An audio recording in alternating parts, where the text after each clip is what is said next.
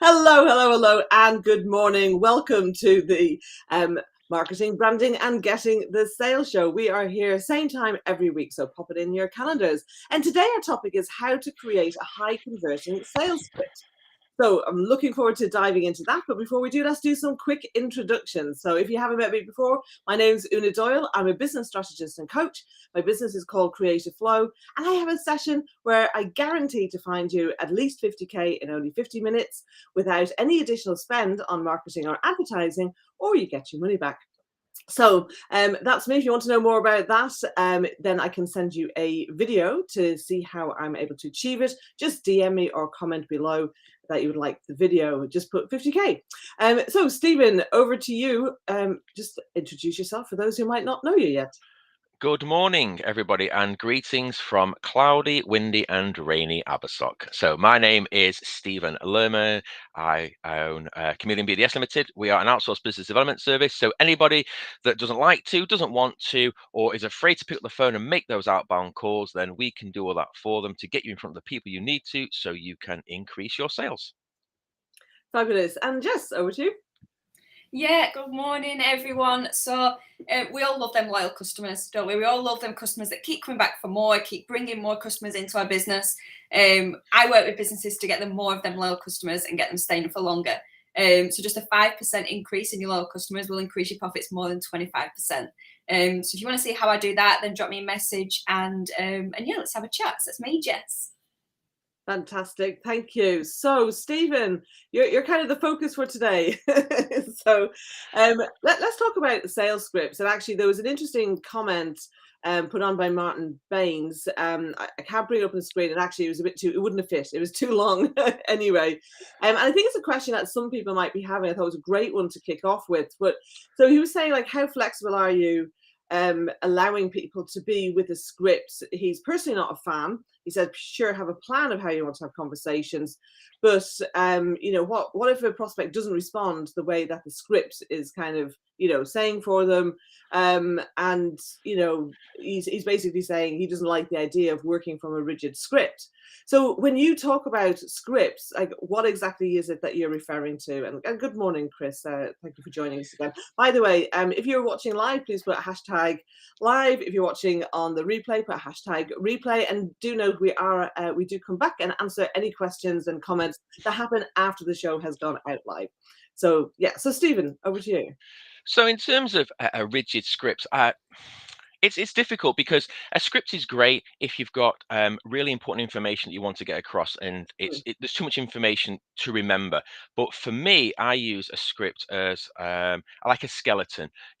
It's the points, let's say, so key things that you want to say, or a reminder of a structure, because really, in order for a script to be successful, you want to have something of a structure. Now, I'm guilty of I'm not going to advertise this, but I'm guilty of playing around with people if I know they're reading from a script, because if you throw them a curveball, something out of left field, and they go, and they just keep reading from the script, even though you've told them something that's completely irrelevant. So I would say that a script, really, you want to learn it. You want to know what you want to say. So you've got to be prepared. So know what you have to say, and then it allows you to deviate or freestyle it, if you will, so that it comes across as a conversation. What I say to people when I talk about engaging their services is that what I do is more consultative. It's having those meaningful conversations rather than just reading from a dialogue or a script, because you never know what the person's going to say that you're talking to. If you ask them a question and you've not got prepared as a response, then where do you go? You stumble, you stutter, you sound like you're incompetent, and then people get bored and just put the phone down. Not that really happens very often, but it's really, you just want to have conversations. You want it to be loose, but with meaning. Right. So basically, when you say sales script, you mean there's a sales structure there. And I think one of the things that you said is really important. You've got to know what you're talking about. Now, obviously, if it's your own business, then that's pretty clear. Or if you're an employee in a business, then as long as they're not brand new, you would expect them to understand. I think a lot of the time, what I find is that quite often people who are involved in sales conversations, they just haven't, because they don't have that structure. They haven't thought through, what are the key points that and in fact, probably more than key points that they need to be making, what are the questions that they've got to be asking? Yeah, absolutely. I mean, it's like when you're writing an essay, you're told you've got to have a beginning, a middle, and an end. Mm, So in a sales script or a cold calling script, you got to have your beginning. So your beginning is your introduction. Then you want to talk about the reason why you're calling, and then what's the end result? What are you looking for at the end of that conversation? Is it going to be a sale, or are you looking for a follow up, or you're looking for an appointment? So to have something in mind. To know where you want to go, and then you can determine during that conversation if it's not going the right way. How can you circle back at a later point in time? So there's no point if a person's hurried or they're aggravated, or they've not got time for you. Then you can say, it sounds like you're having a really bad day. Is there any chance I can give you a call back tomorrow or the next day, rather than trying to get your point across, and then it ends up being a wasted phone call, and then you feel deflated when you don't get the desired result.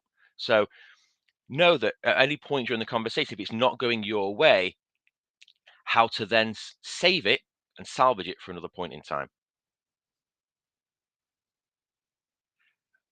Can't hear you, Una. anyway, I think not hurrying is really key, Yeah. because there's nothing worse. I mean, if someone's in a rush, they're not really listening. You No. haven't got their attention, have you? Yeah. No, Yeah. not at all. You want to make sure they've got enough time. And people might tell you, I've not got time to talk to you right now. Or you could say, it sounds like you're in a hurry, or this might Mhm. be a bad time. Can I give you a call back? Yeah.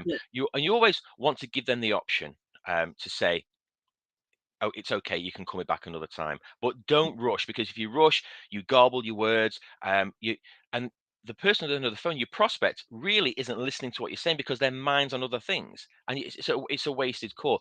Sales is a numbers game. Okay, but it's all about having meaningful conversations. You don't just want to. It's not a dial. It's not like a call center. I say to people, I'd rather have 10 meaningful conversations in a day rather than make 100 phone calls, because it's not worth it. That's not what we do. Yeah, I really like that, because I think when most people think of numbers, I think they think of that kind of the bad calls that we get, Yeah, where somebody has no idea what to do when you go off script, when they're just pushing forward regardless, because they're probably being measured on numbers but not the meaning. I think that's really, really key.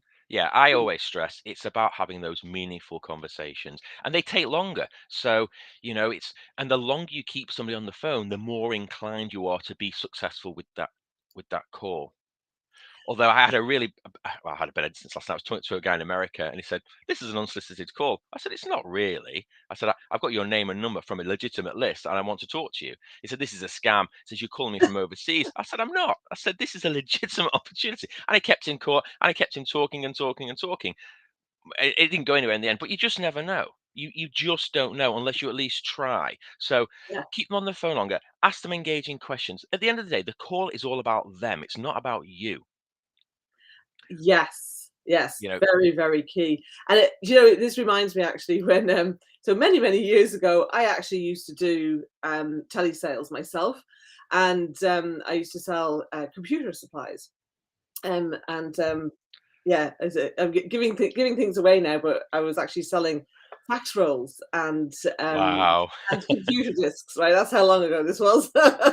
And it was really interesting though, because I was doing really well and I was hitting my targets, but my bosses kept saying to me, "You need to make more calls," and I kept saying, "I'm hitting my targets because I'm spending longer talking to people and actually building that relationship with them," and they just couldn't seem to get it, that if I was to up my number of calls, then that was actually going to decrease the value of those calls.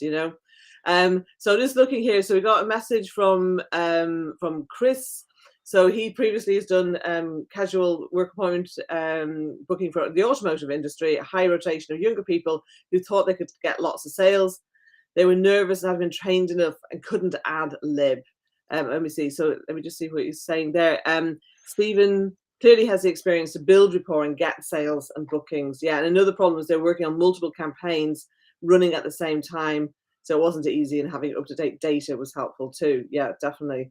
What I what I say to people is, sorry, people do want to buy, they just don't want to be sold to. Yeah, It's that simple. It's that you want to move. We want to move away from that sleazy sales person approach, and it's all about asking questions. I always start. I've got 7 tips on to make that cold script, but I'll start off with one. I always put people at ease. I ask how their day is. Something funny is always happening when I'm on the phone with people. We discussed this, I think, when we did our the phone Clubhouse, wasn't it? yeah, Clubhouse. Like my dog just makes the most horrendous noises while I'm on the phone, or I've fallen off my chair while I've been talking to people, and they go, "What's that noise?" I'm sorry, I've fallen off my chair, and then we have a laugh, we joke, and it's about putting people at ease. It's making you seem more human, because at the end of the day, we're humans having a conversation, rather than it being automated, and very robotic and rigid. So we want to freestyle, if you will. yeah, but freestyle within a framework. Absolutely, yeah. Yeah, Have your points that you want to get across, have the structure laid out, but be able to deviate and bring it back in as the conversation progresses. great. So you said you got 7 tips. Yes, Let's okay. go. So 7 tips. Right. So tip number one, you've got to have a strong introduction. Okay. So you should start off, you be assertive. Number one, or number zero point 0.5, smile when you dial. Okay. People can hear the tone of voice when you smile. Okay. So it's very important that you smile. Okay. So tip number one, don't rush and have a strong introduction. Hello, my name's Stephen Lerman, calling from Chameleon BDS Limited. How are you today? So it's a simple but clear introduction, and that can start the conversation on the right foot. Okay. And there are some statistics that say that a simple "How are you" can multiply the odds of success by 3.4, whatever 3.4 is. Wow. Okay. Yeah. So what you want to not want to do is you don't want to start with a load of questions, because that immediately puts people on the back foot. Mm, Okay, they can make people feel like this is an interrogation. It's not, it's a conversation. Okay, and it'll put prospects on the defensive. So instead, people on the phone should take their time and avoid sounding pushy. Again, it's a consultative approach. And basically you've only got a few seconds to form that first impression. So be strong, be confident, but be concise. Does that make sense? yeah, absolutely. Excellent. Okay. So tip number two, um, try to personalize the conversation. So what I do is when I go on, before I make a phone call, I try to go on LinkedIn and have a look at that person that I'm calling or the company, so I can try to get a bit of a connection. Invariably, you'll find some personal information about that prospect on LinkedIn. So look at, it might tell you what team they support, where they're from, what they do about what they do for a living, and also try to find have something in your arsenal about a fun fact for you about what you do, or even how you've helped similar companies or prospects. So we want to try and make a connection with that person that we're talking to. So I'll like, this is not everybody's cup of tea, but I talk about football or the weather, or if I happen to be away, like I'm away in Abersock right now, and I always ask people, what's the weather like where you are? 'Cause I look to see where they are, because even though I just get a telephone number, I always look to see where they are. Or if I hear an accent, I'll say, "Oh, you sound like you're from such and such." "Oh, I've been there," or "I've heard it's great." The weather. So the weather's it's an easy one, and you know, my girlfriend says I sound really cheesy, but I love building relationships, and the way I do that is by asking those questions that people ask on a daily basis. How are you? Where are you from? What's the weather like? It's not rocket science. What we do is not rocket science. It's just about building relationships. So you want to make a connection with that person that you're talking to. Tip number 3, you want to ask good questions. Okay, this can make all the difference between a great call and a call that just bombs. So there was a study Well, there's multiple studies done on cold calling, and one study on cold calling analysed that over 500,000 calls to draw connections between the script template and the effectiveness of a call. And this study found that the ideal number of questions to ask during the discovery call is between 11 and 14. Okay, which is quite a lot, really, if you think about it. When you think sometimes you may not have that much time to talk to someone on the telephone, but some of the best questions to ask during a cold call are things like, what are your top priorities right now? So you can put in your particular industry, what are your priorities right now? Obviously, as a competitor trying to sell our services, let's say, what would make you more likely to switch? Or what concerns do you have about switching? I'll give you an example. So I'm doing some work now for an IT support company, and some of the questions we get asked are, well, what to do about continuity of service? So if they're looking at engaging with our services, so we're offering IT support, and that might include internet connection, and the other company's asking, well, you know, how can I be sure that I'm not going to lose connection? Well, we will run in parallel. We're not saying stop your services, your current services. We'll run them in parallel, so we can use our services for free as like a tester. Still use your company as a backup, but try our service. Let us be your first port of call for the next 30 days just to see how it goes. Yeah. Because people might want to be interested in switching, but they've got a fear in the back of their mind that, oh, what happens if it all goes horribly wrong? Who do I call? So you want to make sure that you've got an answer, a backup, just in case. Okay. So I just want to kind of go back to what you said about the 11 to 14 questions during a discovery call, because like a discovery call is more like, if in my terminology, I just want to make sure we're kind of all on the same sheet here.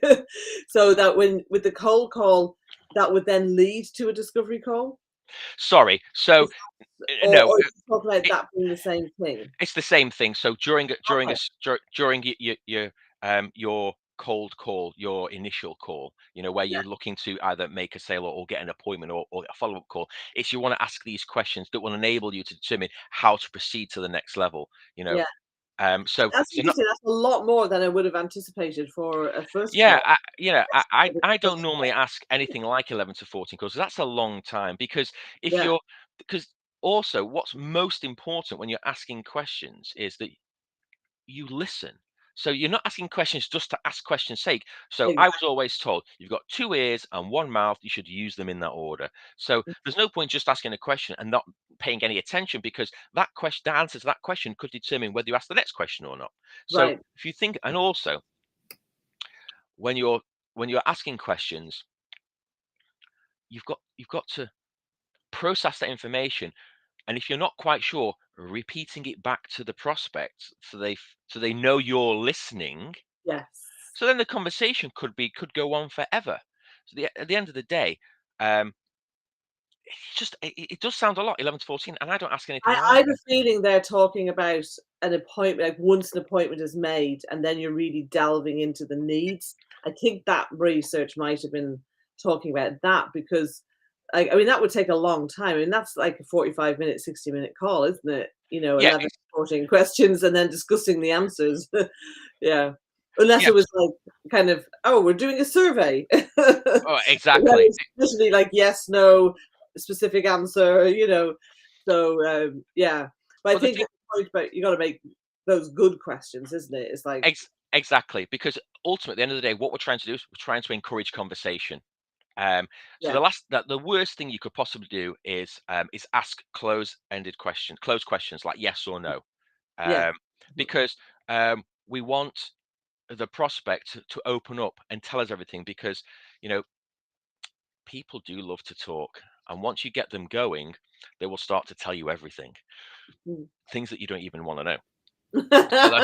But it's that silence. If you start asking a question and then if there's a silence, if you not to leave it too long, but if you have that uncomfortable silence, the prospect will start talking again, and they'll tell you something else without even having to ask that question. So it's all about asking the right types of questions rather than I think as well, as something I'd love that's coming to mind as you're speaking as well, with the 11 questions, depending on people's answers, it might just mean digging deeper into that same question. So, what's your top priority right now? And someone says, my marketing, I want to get out there. oh, what kind of marketing? You've already got 2 questions there in the space of a few seconds. So, you know, even digging deeper into, oh, well, social media. Oh, why social media? Have you got loads from there before? Or so already you're kind of digging into more questions and not changing topics. So digging deep into that why, maybe that's, yeah. I suppose Exactly. a lot of the questions I ask once I'm actually on have an appointment with someone to discuss their needs, they tend to be quite big, deep questions. So maybe, but yeah, you're right. Is there refining in there? Yeah, you're right. You would actually do that quite a lot quicker. So yeah, cool. And kids are great at asking that, but why? But Yeah, why? You know, and you because, but why? And it's digging down. So even at an early age, kids have got that inquisitive nature. They want to know. They want to get right down to the very bottom to understand why. And then as adults, we should then re-engage that process and that way of thinking and asking questions to get to the root cause of why. yeah. Okay. Cool. Right. Tip number 4, using collaborative words.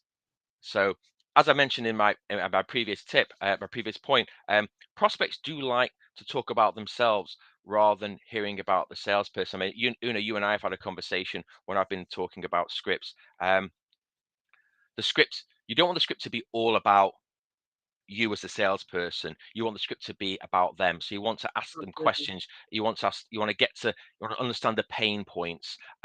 So similarly, using the number of our versus my can lead you to be more successful.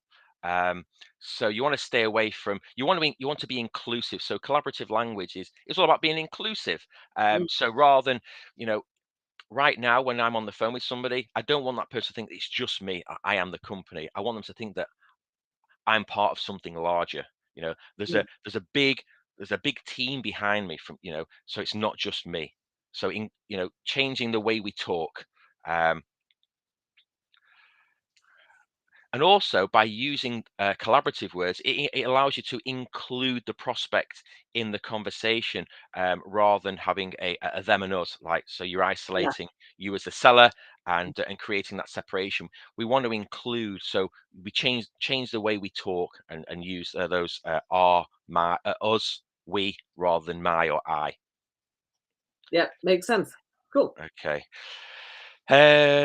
Tip number 5.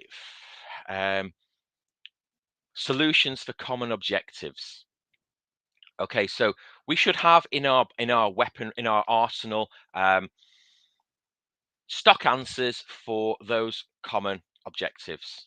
Okay, so obviously, not obviously, but price seems to be a common objection. Okay, for people as a challenge that people are facing. So if you prepare and have some objections, this could potentially save a doomed cold call where, you know, you end up feeling deflated and you don't want to make that the next call. So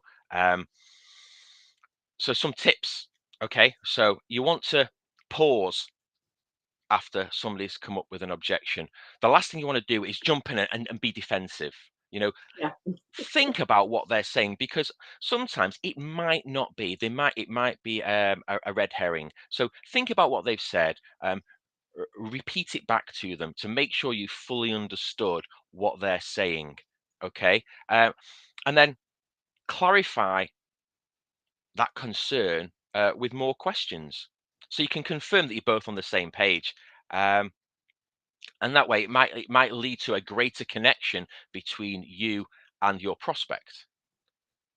Yeah. So just and I've been guilty of it myself, being defensive. I mean, it's tough, and you only get better with it with practice. But you know, don't take it personally. Okay, absolutely. Yeah, and that's a big problem. So as a side note, they might not be saying no to they're not saying no to you as the caller. They're saying no because they might be having a bad day. There might be something going on. They might have other issues internally. So it's yeah. And I mean, a lot of the time, objections are merely just requests for more information, because it's just a thought that they're having. They kind of go, "Oh, what about this? Or what about that? Or oh, what if this happened?" Or oh, or so it might be that they misunderstand, they don't understand how something works or how things are different, in your company or the company that you're calling on behalf of.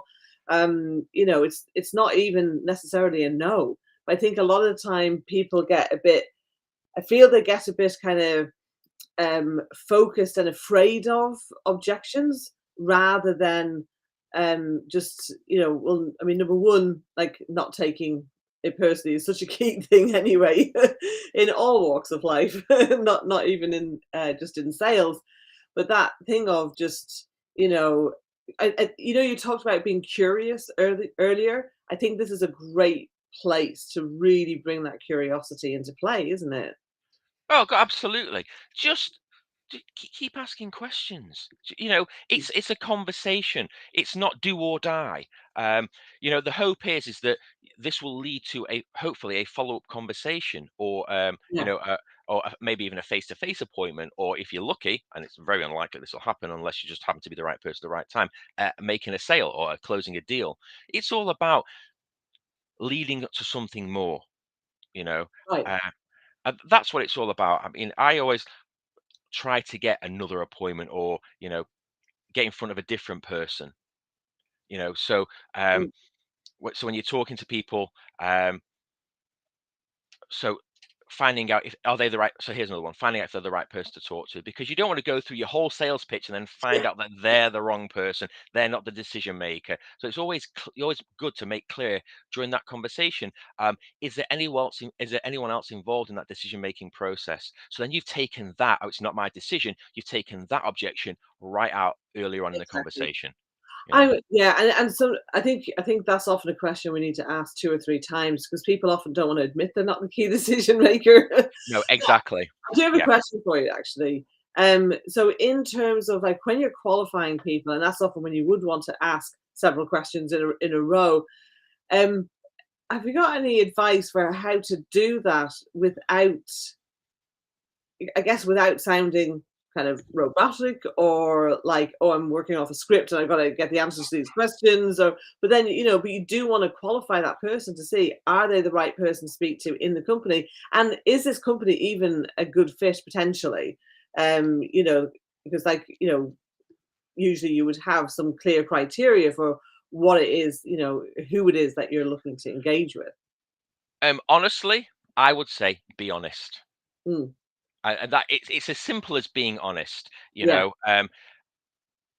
Somebody once said to me, "Why lie when the truth will do?" Because people are naturally, yeah, what's the word I'm looking for? When you make a phone call, they're naturally suspicious. Why are mm, they calling me? So if you be upfront with them and tell them, it makes a refreshing change. I've had people say to me, "Is this a sales call?" I say, "Yes," and they'll laugh. And they'll say, "Ah, okay, right, so now I know." Or, "Is this person expecting your call?" "No." yeah, And they'll still put me through. yeah. So be honest. What's the worst thing that could happen? "No, I'm sorry, not Mm, available," or "No." So just be honest. And there's no, and that works best for me. It doesn't work best for everybody. Sometimes, you yeah, can't get away with it. But I think, just be honest and say, yeah. "Listen, I've got a few questions I need to ask you just to clarify and confirm that this is right for you, right for Mm. me, and that you're I going to think get." that's the thing, is about positioning it so that it's about them and not about us, isn't it? Yeah, I think exactly. that's the key. Yeah, Yeah, exactly. So make them, they are the focus of the phone call. So yeah. I just need to make sure that this is actually worth your while. So if you just bear with me, I've got a few I like questions. that phrase, "worth your while." That's a good one. Hmm. Yeah, There you go. There nice you one. go. Tip number 6, you're on. Number Yeah. 6. Okay. Uh, a sale or a phone call is all about closing. Okay. So whether you're closing for a sale or you're planting a seed and getting up. Okay. Mm, So um, you should always have more reasons why you should do something rather than having more objections as to why you shouldn't do something. Okay, so you want to be persistent, but not to the verge of annoying. mm, Okay, so oh, so it's it's a chance to ask one more time, is there anything else you need to know, or can I make a next appointment? And a great one that I always use when I was going for an interview, and it's not the same, but it kind of is, it's because you come, it's that strong closes. Do you have any reservations about my ability to do the job? Mm. That is a great one for when you're having an interview, Yeah. because they'll go, no. 9 times out of 10, they'll say no. So Yeah. you're putting the onus back on them. You're giving them that final opportunity to say yes or no. Right? So ask that question. And when it comes to, if you want to make an appointment, can I book a follow-up appointment with you? Yes or no. And then obviously when you're making that follow-up appointment, if you're getting to that stage, you can say, okay, so I've got Monday at 3 or Wednesday at 4. And when you give them a choice, they're going to pick one. If you just say, so can we make a follow-up appointment? Then they'll say, you know what, I'm really busy. I don't think I've got time for you. So when you're asking those closing questions, give people a choice, because they will, 9 times out of 10, I think that's the statistic, is they will pick the last thing they hear. Yeah. So give people a choice, but be definitive when you're asking. Yeah. Okay, and then where are we? So the seventh and final tip. Okay, have conviction in your voice. Okay, so be strong, but don't be aggressive.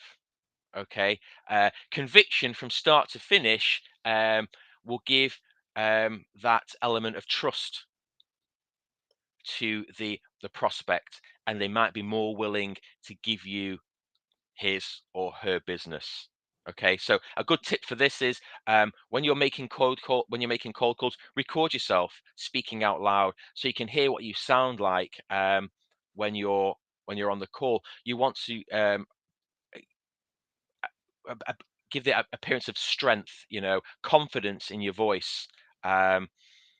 So if you're wishy-washy, the person that you're talking to on the telephone might not really believe you. You got to ooze that self-confidence. Use strong words when you're talking, absolutely, definitely, as opposed to maybe, or I'm not quite sure. You want to it's at the end of the day, you are the expert on the telephone making the call to the prospect. So they've got to believe, even if you're not, they've got to believe that you are the expert. You have all the answers to their questions. So be confident, but don't be not smarmy. Don't be overconfident. But a good way to do that is, like I said, is to Yeah. record yourself. Listen to how you sound. And also if you're smiling when you're talking, it sounds a lot different. You can absolutely tell. Hello, my name's Stephen Lerman. Hello, my name's Stephen Lerman. You can totally tell the difference, but you want to appear like you know what you're talking about. You're the expert. I think that thing of practicing is so, so important. And I think, just to say as well, for people who maybe aren't used to hearing their voice, listen through 3 times before you actually start to listen to the content, because you need to get over the, oh, this sounds different than it does in my head Yeah. kind of thing. So I think that's really key as well. So just listen to get used to the sound of your voice if you're not used to hearing yourself.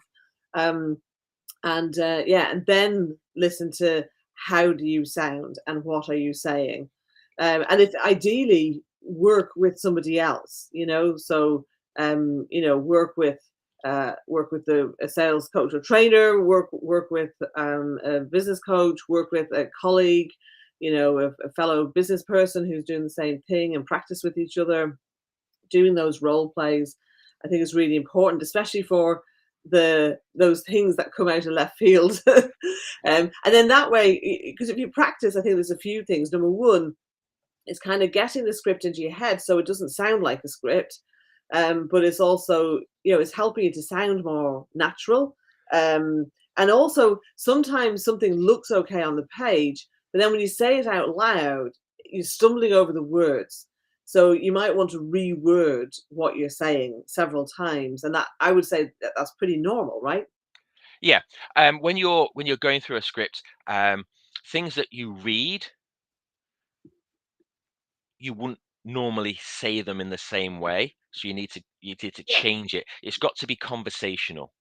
Okay. You don't want to change the dynamic of the script, but you want to change the words so you're not like reading, because even though you might be the very beginning, I don't read my scripts much anymore. I might look at them for some key pointers, but I use my own words. I soften the language, because so we are experts when we're making these phone calls, but the person on the other end of the phone may not necessarily be an expert and might not use the same terminology. So you've got to Yeah. soften the language.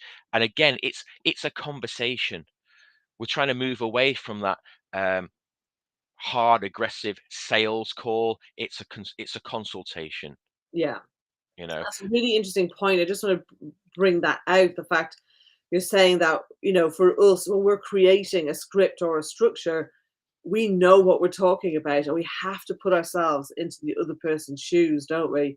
And Yeah. think about the language they might use, or make sure we're not using any jargon that kind of has slipped in there, or assuming knowledge, so to kind of check, oh, well, are you aware of X, Y, Z? Oh, well, oh, yeah, yeah, yeah. Then because I think part of this is understanding, well, how sophisticated is the buyer that you're speaking with? Some people might know a lot, or other people, they might not know a lot about this area. So I think we need to adapt that. And also, I think we need to look at, well, how sophisticated is the buyer in terms of how much do they get marketed at for this service, or this product? Because I think that makes a difference as well. Like if they're getting calls every single day, or emails, or stuff through the mail, or LinkedIn messages on a particular topic. Like I get about lead generation. I get approached about lead generation every single day. I get emails, I get LinkedIn messages, occasionally I get calls actually, but not that often, to be honest. It's usually through email and LinkedIn, and Facebook. And I can spot them a mile off, you know. But that means like I'm very jaded when it comes to lead generation approaches because I get them all the time. Whereas if I was approached about something else and it wasn't something I get approached about all the time, then it's like I might be more curious and be a bit more open.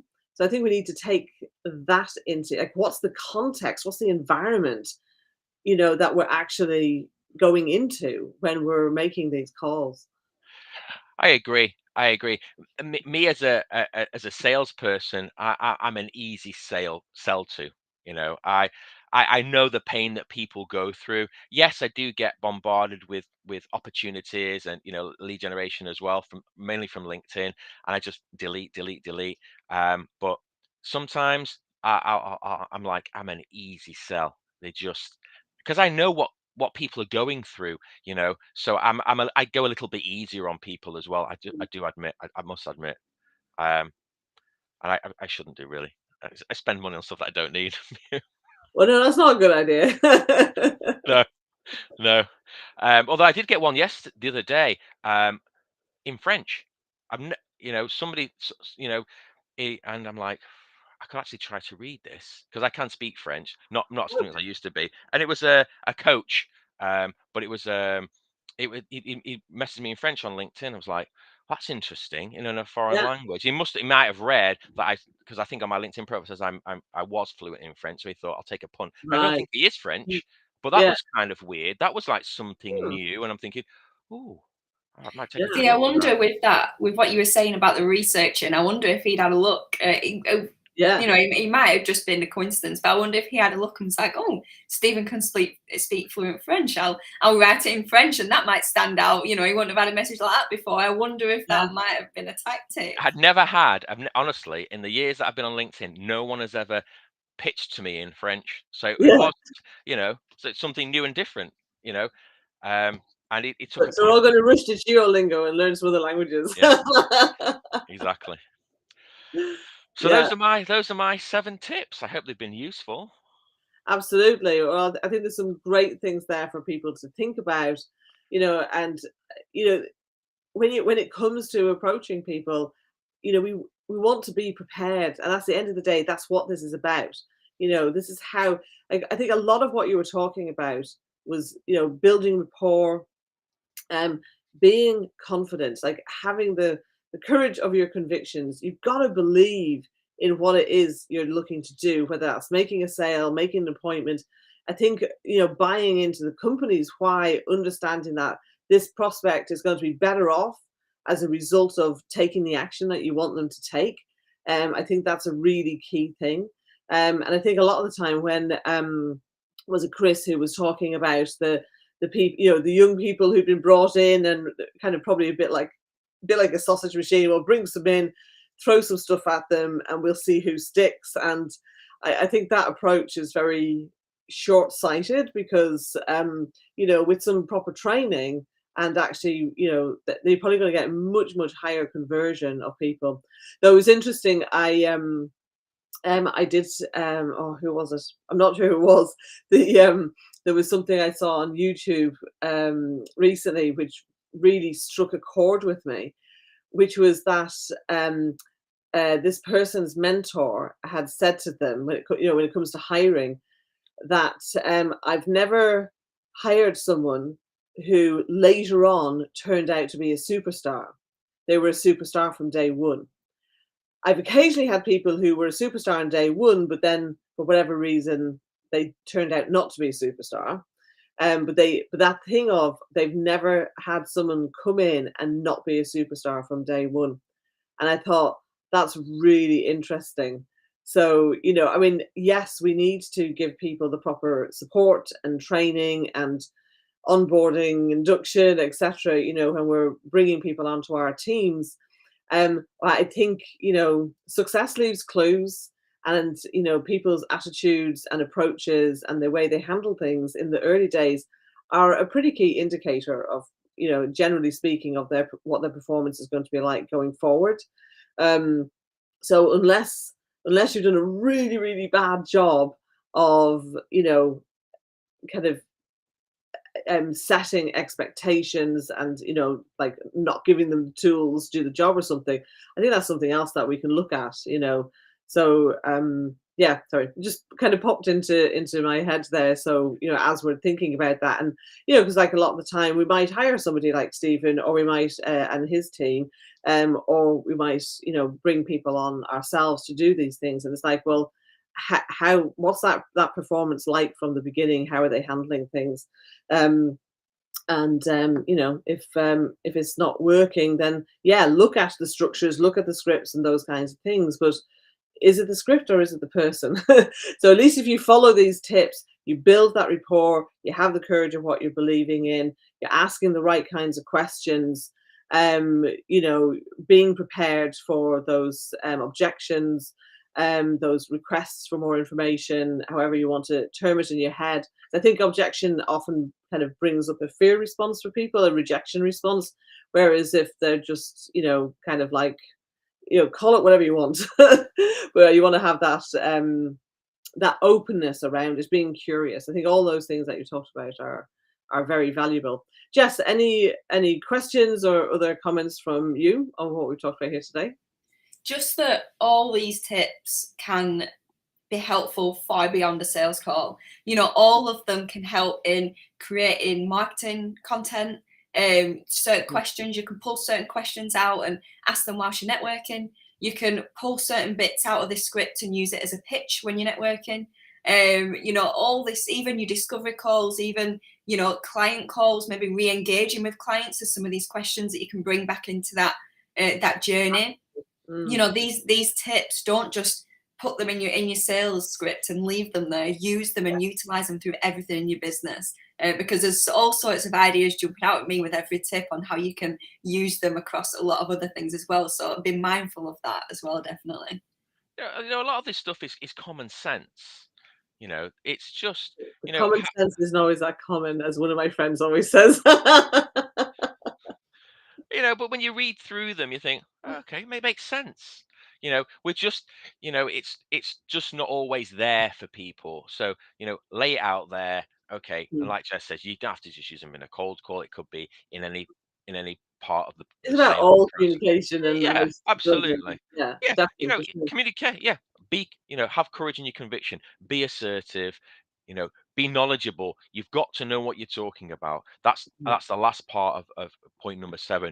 You've got to know what you're talking about. You're the expert. Even if you're not, you've got to come across as the expert so that people have confidence in you when they're on the phone call. Absolutely. Fabulous. Well, I think this has been a really useful call today. Thank you everyone who has joined us live and asked questions and shared their stories as well.